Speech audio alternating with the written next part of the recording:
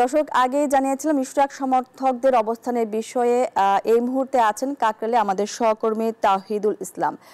তাওহিদ, কাকরাইল মোড়ে এখন কি পরিস্থিতি দেখতে পাচ্ছেন আমাদেরকে জানাবেন।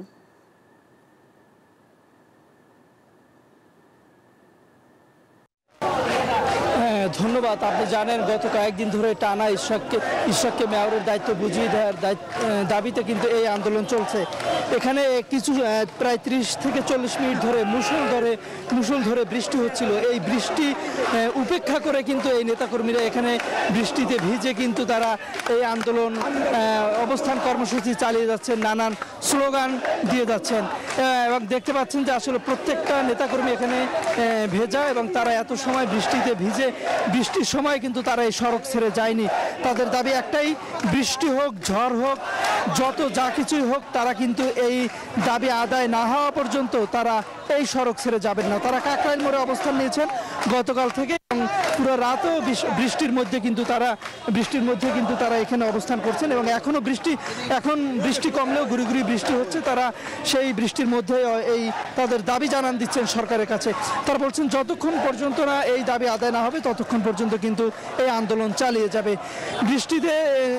বৃষ্টিতে নেতাকর্মীরা রাস্তায় সড়কে অবস্থান করছেন, কিন্তু কিছু শতাংশ নেতাকর্মীরা আবার বিভিন্ন গাছের নিচে, দোকানের বিভিন্ন জায়গায় অবস্থান করছেন। বৃষ্টি গেলেই তারা আবার এখানে জমায়েত হবেন, একই দাবিতে আবারও তারা স্লোগান তুলবেন।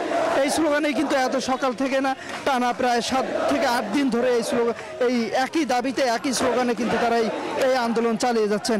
এছাড়া তারা এর আগে কিন্তু নগর ভবনের সামনে, অর্থাৎ ঢাকা দক্ষিণ সিটি কর্পোরেশনের নগর ভবনের সামনে কিন্তু এতদিন প্রায় অর্ধেক বেলা পর্যন্ত, অর্থাৎ সকাল থেকে দুপুর পর্যন্ত আন্দোলনটি করে আসছিলেন। এরপর দেখছেন যেহেতু তাদের দাবি সময় বাড়তেছে কিন্তু তাদের দাবি পূরণের কোনো আশ্বাস পাচ্ছে না। এরপর গতকাল থেকে কিন্তু এই কাকরাইল মোড়ে অবস্থান করেন তারা এবং এই কাকরাইল মোড়ে গতকাল যে প্রার্থী ইশরাক ধানের শীষের প্রতীক নিয়ে যে 2020 সালের 2রা ফেব্রুয়ারি যে সিটি কর্পোরেশন নির্বাচনে যে প্রতিদ্বন্দ্বিতা করছিলেন, সেই ইশরাকও কিন্তু এখানে এসে তার নেতাকর্মীদের সঙ্গে একাত্মতা প্রকাশ করে গেছেন, নেতাকর্মীদের উজ্জীবিত করে গেছেন, তাদের সাহস শক্তি জুগিয়ে গেছেন যে আসলে এই আন্দোলন, তিনিও বলে গেছেন যে আন্দোলন ছাড়া এই দাবি আদায় হবে না এবং আন্দোলন তারা চালিয়ে যাবেন। একই সঙ্গে ছাত্র উপদেষ্টা আসিফ মাহমুদ সজীব ভুইয়ার পদত্যাগও দাবি করছেন। বলছেন যে আসলে এই সজীব ভুইয়া স্থানীয় সরকার মন্ত্রণালয়ের যেহেতু দায়িত্বে আছেন, সেহেতু তিনি এই বিষয়টা নিয়ে কালক্ষেপণ করছেন। এছাড়া আপনি জানেন যে হাইকোর্টে একটি রিট হয়েছে, সেই রিটের শুনানির উপরে অনেকটা নির্ভর করছে যে আসলে হাইকোর্ট কি এই রিট শুনানিতে কি রায় দেয়, তার উপরে অনেকটা এই মেয়রের শপথ হবে কি হবে না সেটাও নির্ভর করেছে। এখন আবার বৃষ্টিটা কিন্তু হঠাৎ করে আবার বৃষ্টিটা বেড়ে গেছে, দেখতে পাচ্ছেন। এই বৃষ্টির মধ্যেও তারা আন্দোলন চালিয়ে যাচ্ছেন। এই ছিল কাকরাইল মোড় থেকে আমার কাছে থাকা সর্বশেষ তথ্য।